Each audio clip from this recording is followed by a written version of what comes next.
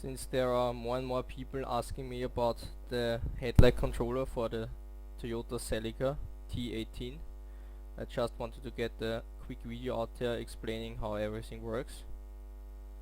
So you get this schematic and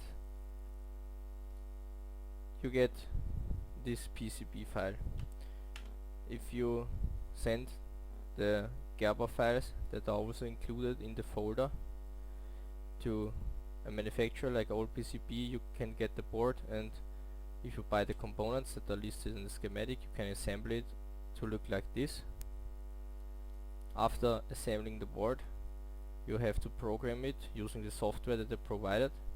Either you can compile it yourself if you need to make changes. I'm using the RT Core for the Arduino compiler, so you can download that for free and compile it yourself, or you can use the provided hex file if you don't want to make changes to software, and program it through your AVR programmer or an Arduino with the AVR programmer sketch through this programming port.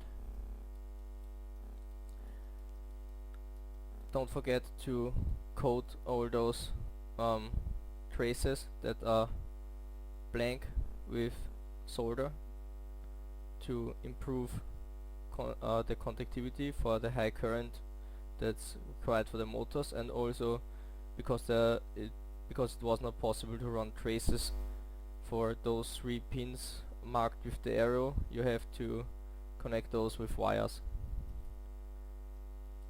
Basically everything else should be clear from the schematic.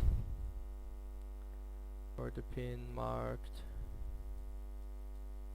switch, you have to wire up your ignition switch so that the controller can switch off with the car and won't drain your battery. While I'm at it, I can also explain all the other connections, I guess. So ground, obviously, ground stabilizer, obviously, nothing to explain here. Rotary A and Rotary B go to the 2 ports for the rotary encoder that you use to open and close your headlights.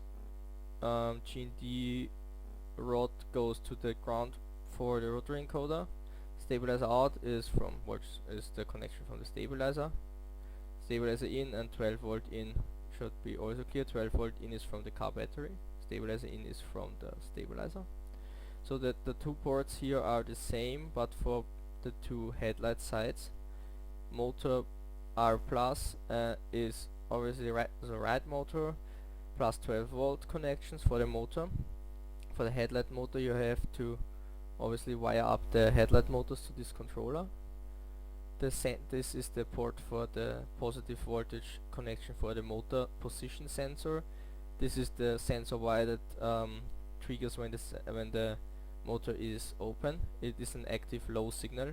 Same goes for the close. So if the headlight is closed, this will be low. This port will be low, otherwise it's high. And motor grounds, always the ground for the motor. I figured out what colors the motor wires are, but I highly suggest that you check that yourself for your car, because it could be obviously different, and if it is different, you potentially fry the controller, or what's even worse, I think, the sensor. So, but nonetheless, here are my findings for the wiring. So the green wire coming from the motor is the plus 12 volts for the sensor.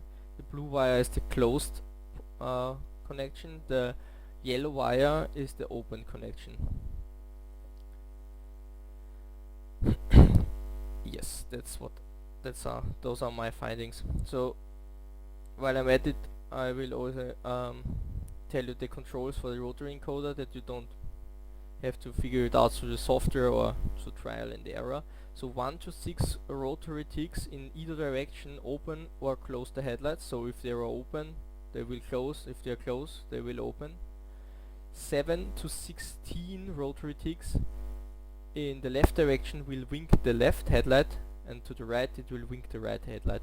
70 or more rotations to the left will half open both headlights, and 70 plus rotations to the other side will rapidly close and open both headlights in alternating order, so it's like crazy mode, if you will. And if you want to exit the crazy mode, you have to use 2 or more ticks in either direction.